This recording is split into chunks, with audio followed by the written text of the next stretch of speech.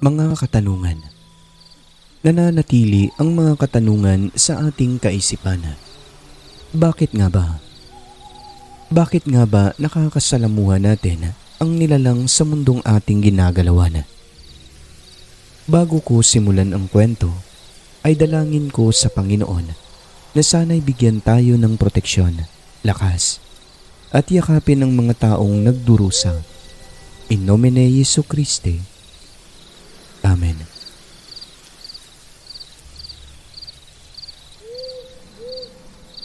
Magandang araw sa inyong lahat, lalo na sa ating narrator na si Sir Alex. Ako nga pala si Cheska. Ibabahagi ko lang po ang kwento ng lola ko noong hindi pa siya matanda. Nangyari ito dekada 70 at alam po ito ng buong pamilya namin. Siya si Lola Talay mula sa probinsya ng Negros, sa isang lugar na meron talagang mga aswang na naninirahan. Kahit papano may alam ang lola ko tungkol sa yung pangtaboy sa mga aswang at sa iba pang nilalang na masama. Nagmula po kasi siya sa Capiz at ang mga magulang niya noon ay marunong sa larangan ng espiritual. Kaya kahit papaano ay meron siyang nalalaman na mga simpleng bagay o kaalaman kung papaano itaboy ang mga masasamang nilalang. Naging aktibo sila sa ganitong gawain doon sa Capiz kung saan nangyari ang isang krimen na nakita pa ni Lola, ang isang matanda at paslit bago nangyari ang karumal-dumal na krimen. Maliit pa ang nanay ko nang mangyari ito. Elementarya pa siya ng mga panahon na yon. Nakatira sila sa isang baryo na kung saan ay malayo ang mga kapitbahay. Matatanaw ang bundok. Kaya naman sobrang payapa ng lugar nila. Wala kang ibang maririnig doon kundi mga ingay ng hangin at ibon. Wala pang kuryente that time at payak talaga ang pamumuhay ng mga tao. Isang hapon, nasa mga alas 5 pasado na ng mga oras na iyon. Galing si Lola Talay sa kanyang taniman at pauwi na siya sa bahay nila.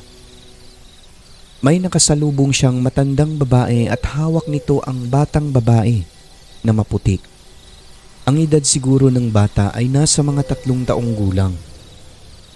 Alam ni Lola Talay na hindi taga roon ang mga ito dahil sa bago niya lang nakita ang dalawa na dumaan doon. Nakaitim ng damit ang matandang babae at nakapandong siya ng tela na itim din ang kulay sa kanyang ulo.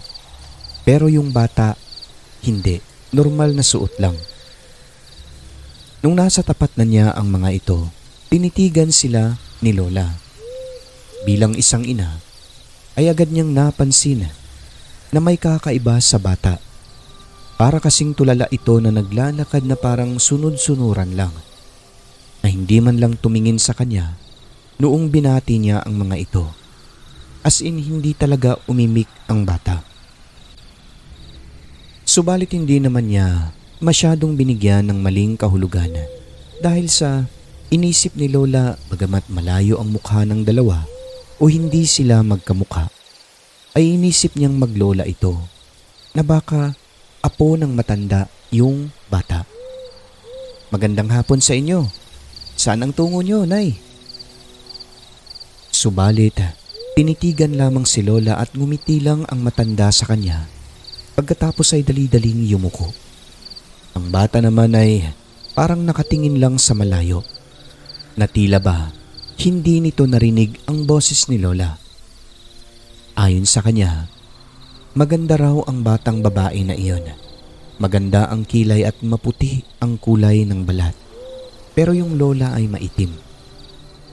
Nung tinatanong niya ulit kung saan patungo, dito palang sumagot ang matanda pero sa mahina at garalgal na boses. Papunta raw sila sa kabilang buntod, uburol sa bahay nila. Tumango naman si Lola Talay bilang pagsang-ayon at dumiretso na rin. Pero napaisip siya ng mga sandaling yon dahil ayon sa kanya, wala naman daw naninirahan sa kabilang burol.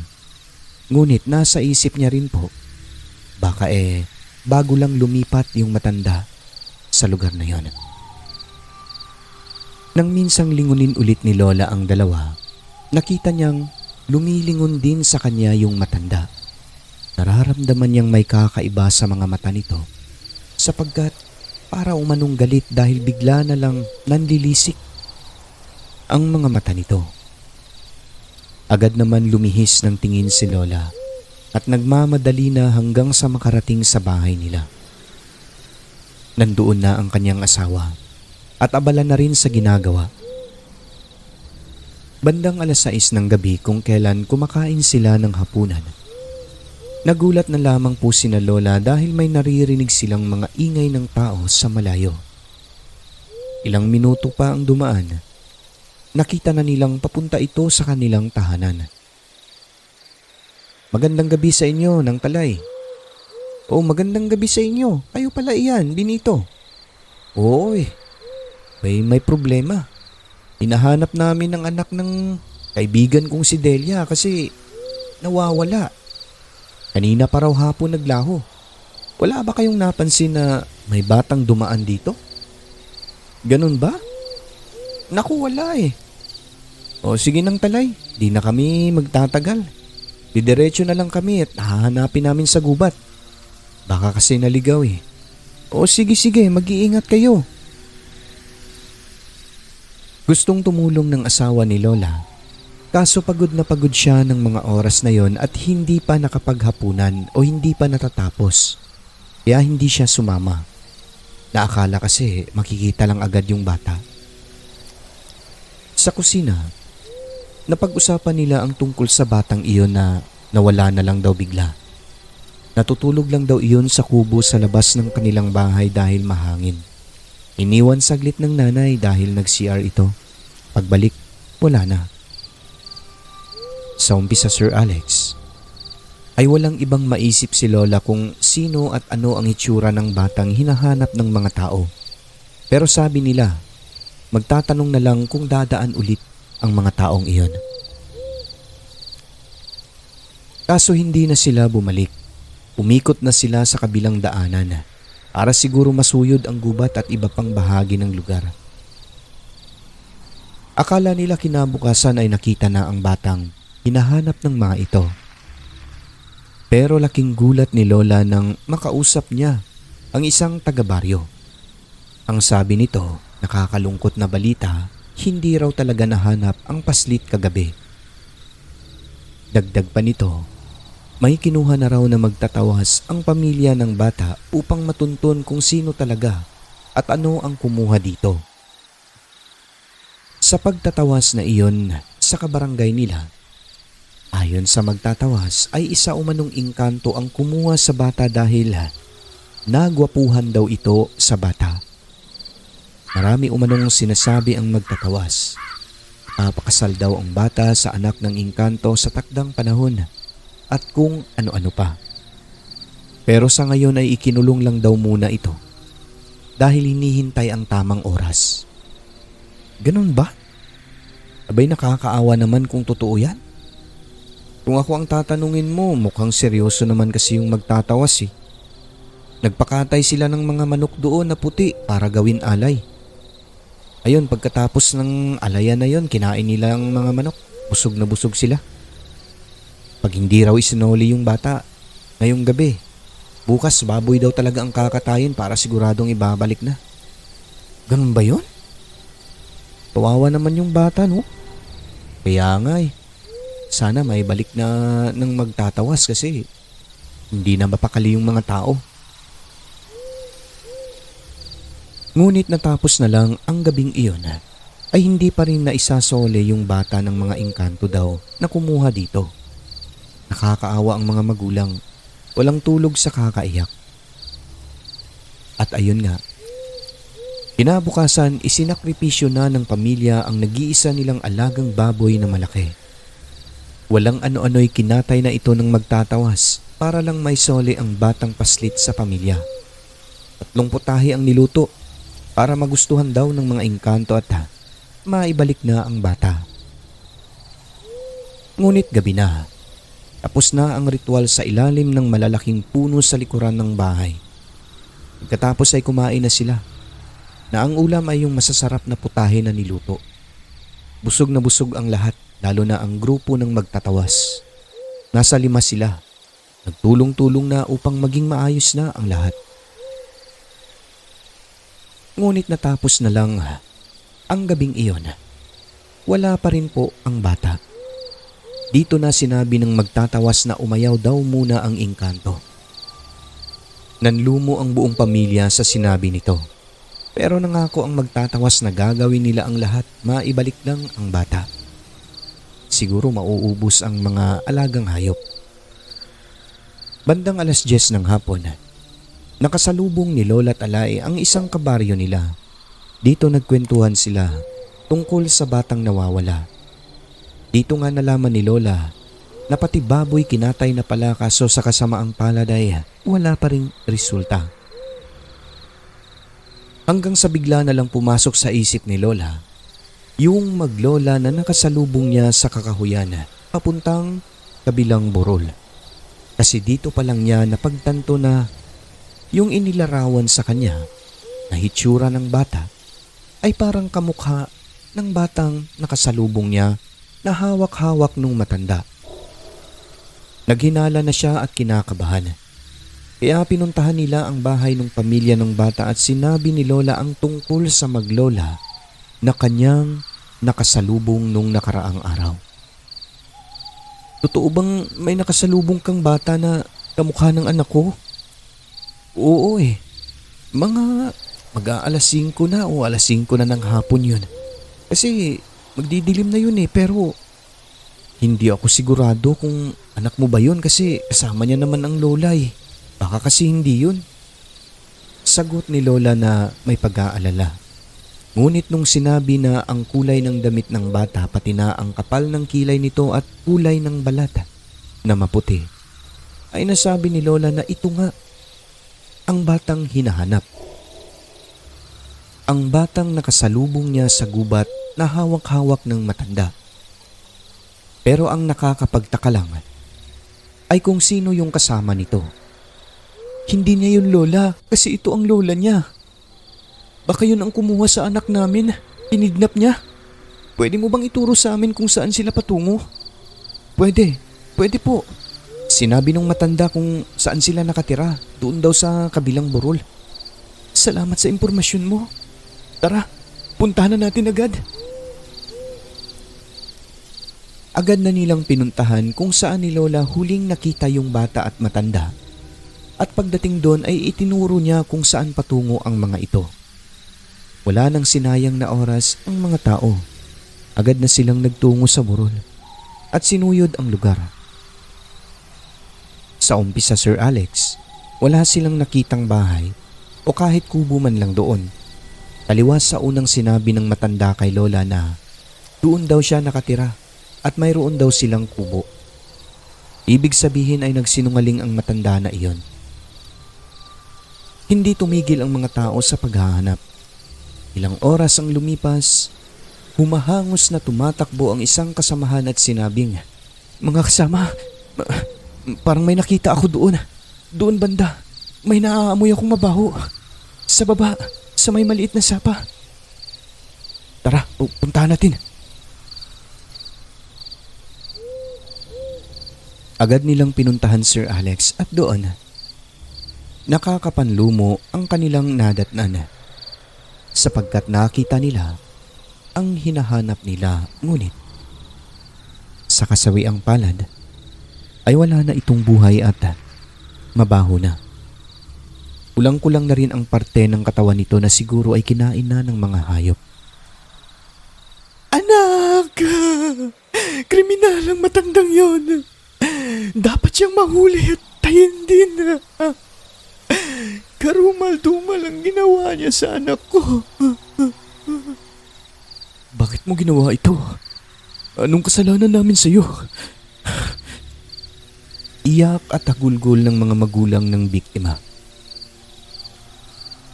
Noong tinignan nila ng malapitan, nasabi nilang hindi lang basta ordinaryong krimen ang ginawa, dahil napansin nilang nawawala na ang lamang loob nito.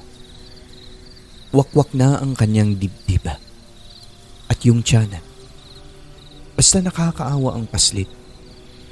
Aswang! Aswang ang gumawa niyan. Wika ng isang matanda na kasama nilang naghahanap sa bata. Ganyan na ganyan ang ginawa sa apo ko. Katulad ang nangyari Kaya sigurado akong aswang ang matandang kumuha sa kanya. Ang kaibahan lang sa nangyari sa apo ko ay nahuli ang gumawa sa apo ko dahil nasa loob mismo ng kubo niya nakuha ang apo ko. Kaya ng mga oras na yon ay agad din namin nakuha ang hustisya. Ayon sa kwento ni Lola Talay, grabe po ang nangyari sa paslit. Hindi sila makapaniwala na ginanon ang bata. Nasabi na lamang ni Lola na kaya pala tinatabunan ng matanda ang mukha nito. At ang mata lang ang ipinakita ay dahil aswang pala siya na tumangay sa bata. At kaya pala parang sunod-sunuran ang bata ay dahil mukhang may ginawa ang aswang sa kanya. Parang orasyon upang maging sunod-sunuran na biktima. Pati po si Lola Sir Alex pagkukwento niya, hindi niya napigilan ang kanyang sarili na umiyak. Parang madurog daw ang kanyang puso. Dahil kung alam niya lang daw na yun na ang batang hinanap ng mga tao siguro.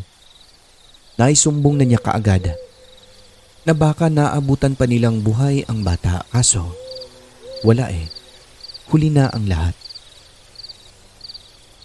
Grabe ang sakit na dinanas ng buong pamilya. Para silang binagsakan ng langit at lupa. At dahil sa bugso ng damdamin at sa sobrang galit, ang magtatawas ay nasuntok ng tatay ng bata pati mga tiyuhin nito dahil isa pa lang huwad. Sinisi pa ang mga engkanto sa pagkawala ng paslit. Pati mga alagang hayop ay halos maubos sa ginawa nilang ritual daw kuno. Kaso, busog lang ang mga sikmura nila ngunit wala namang resulta. Kaya ayon, natanggalan ng 2 ipin sa harap ang isa sa kanila. At kailanman simula nun ay umiwas na ito sa panggagamot. Hindi na nang loko ng kapwa. Pagkatapos ay umalis ito sa baryo. Dala na rin po iyon ng sobrang kahihiyan sa mga kapalpakan nitong ginawa sa pamilya ng bata. Mga panlilin lang sa kapwa. Nang dahil po sa pangyayaring iyon, maingat na ang lahat sa lugar nila Lola. Hindi na basta-basta iniiwan ang mga bata kahit na mag-isang naglalaro, kahit na may araw pa. Dahil ayon kay Lola, noong mga panahon na yon, mangtas at matatalino daw talaga ang mga aswang. Wala kang paki sa paligid mo, hindi ka marunong mag-ingat at makiramdam. Madali ka lamang pong malinlang at mabiktima kagaya ng nangyari sa bata sa Capiz na kinuha ng nilalang na kinatatakutan ng lahat. Ang nilalang na kung tawagin ay aswang.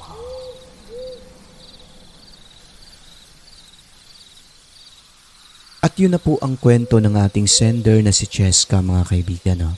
Isa na naman pong napakagandang kwento kaso nakakadurog ng puso. Hindi naman masisisi ang lola ni Cheska kasi may mga tao naman talaga na hindi agad na mumukhaan yung nakikita nila. Lalo pa hapon na yun, magdidilim na, diba? Pero nakakalungkot po ang kwentong ito. Dito sa mundo, mga kaibigan, kahit siguro ngayon na nasa modernong panahon na tayo, naniniwala ako na nandyan pa rin sila. Sama pa rin nating namumuhay. Pero kung nasa mga liblib na lugar ka, lugar na alam mong may aswangan, mas maiging mag-ingat na lang po tayo lagi. Wala namang mawawala kung sundin natin yung mga sinasabi ng matatanda tungkol sa mga protection, di ba? Gawin natin yun. At yun lang po bago tayo tuluyang magwakas. Sa mga hindi pa nakapag-subscribe, inaanyayahan ko po kayo na mag-subscribe kayo sa channel na ito nang sa gayon ay updated po kayo sa mga bago nating i-upload dito sa Alex Aswang Stories. At syempre sa ating mga members, mga kaibigan, babatiin po natin sila unang-una. Kay Jeffrey Bunyad, kay Niles Gio, kay Chinhan, Stephen San, at last but not the least si Cheng's channel. And sa mga gusto pang magpa-member sa ating Alex Aswang Stories nang sa gayon ay ma-shoutout ko kayo mga kaibigan. I-click nyo lamang po yung join button dyan at sigurado hindi ko kayo makakaligtaan. Maraming salamat po sa inyong lahat at hanggang sa muli po, huwag nyo pong kalimutang tumawag sa taas. I love you.